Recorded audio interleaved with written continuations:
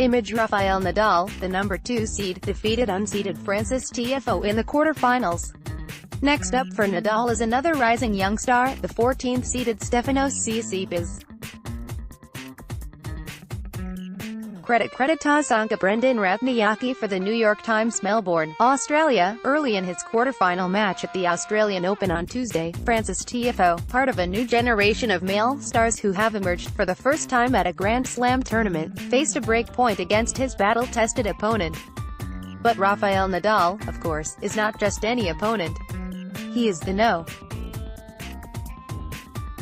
2 seed, a champion in Melbourne in 2009, the owner of 17 Grand Slam titles and as punishing a player as ever at age 32, Nadal's return of serve came back powerfully, pushing the 21-year-old Tiafoe far to his backhand side for a meager reply. And with that, Nadal, as he did during the entire span of a vintage and coldly efficient victory, had put his opponent on an energy-sapping, confidence-draining string. The exchange ended, mercifully, with a booming Nadal down-the-line forehand, which the powerfully built Tiafoe sent meekly into the net. 2 games into a much-anticipated fight, Tiafoe's serve had been broken, his fighting spirit dealt a severe blow. After winning that first breakpoint, Nadal never looked back. Roughly 90 minutes later, the scoreboard flashed the result, 6-3, 6-4, 6-2. Earlier, another rising star had done what Tiafoe could not, beating his elder to reach the semi-finals. Stefanos Tsitsipas, a 20-year-old from Greece, defeated the 30-year-old Spaniard, Roberto Bautista Agut, 7-5, 4-6, 6-4, 7-6, 2, several hours before Nadal and Tiafoe took the court. But with Nadal's win at Rod Laver Arena, a measure of order was restored by a member of the old guard.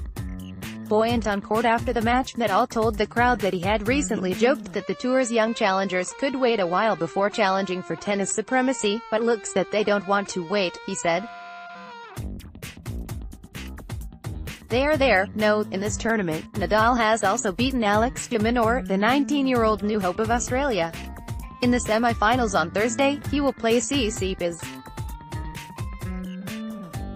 Tsitsipas, seeded 14th and the first Greek player to make a serious dent in the pro game, is among the clutch of college-age players heralded by the ATP Tour as eventual successors to the 4 aging kings of the sport, Nadal, Novak Djokovic, Roger Federer and Andy Murray, who have won virtually every Grand Slam singles title since 2003. They will not be able to defy time forever. Case in point, Murray, the 3-time major champion, a former No. 1 and a 2-time Olympic gold medalist, announced at the start of this tournament that his days as a player may end at this year's Wimbledon, if not sooner. It feels like a fairy tale, Tsitsipas said in a post-match interview. As he spoke, inside the stadium and out, rowdy fans, many from Melbourne's large Greek population, chanted songs and danced, as they have all tournament long. ImageRafael, 21, lost to Nadal in straight sets after reeling off a series of upsets to reach the quarterfinals at Melbourne Park. CreditCreditAsanka Brendon Ratnayake for the New York Times. With his flowing locks and side-like one-handed backhand, Tsitsipas had proved himself a legitimate threat to win here when he blunted Federer on center stage Sunday night. The upset got people's attention, he said. My biggest challenge was to stay concentrated, stay focused, in order to prove the win over Federer was no fluke. Tiafoe, known as Big Foe, and one of the few black players on tour, could not come close to duplicating Tsitsipas's effort.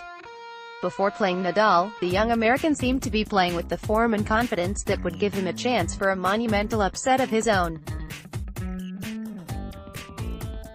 He had scored 3 straight surprising wins against higher-ranked players, including one over the No.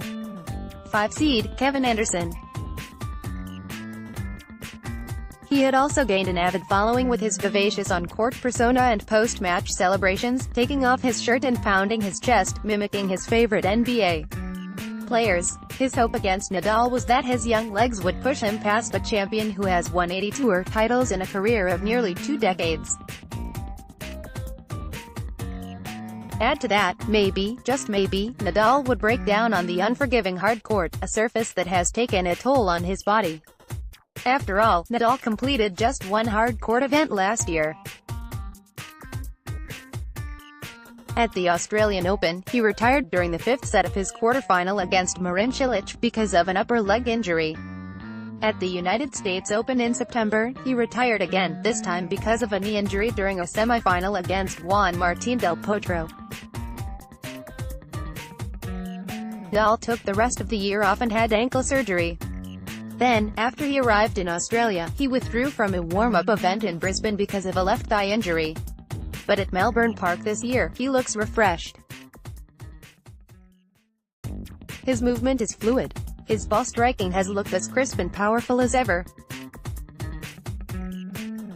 Tiafoe spoke to this, offering a view of what it's like from the distressed other side of the court. "I knew he was going to bring crazy intensity," Tiafoe said. "I knew the ball was going to be jumping. I knew if he got hold of a forehand, it was going to be barbecue chicken," he continued, resorting to a culinary metaphor to describe how he felt after just a few points cooked. Keenly aware of how small the margins between winning and losing are at this level, Nadal slightly altered his service motion during the off-season. He cut down on his backswing to gain more efficient power. He said after Tuesday's match that he had also worked on finishing points earlier than usual, to reduce the wear on his body. "There is still much tennis to be played in this tournament. Novak Djokovic, the firmly entrenched #1 player, remains on the other side of the draw. He and Nadal could meet in the final here for the second time, a rematch of 2012 when Djokovic won in a nearly 6-hour marathon. But first things first, and for Nadal that means facing Tsitsipas, another chance for the old guard to keep a youthful challenger at bay."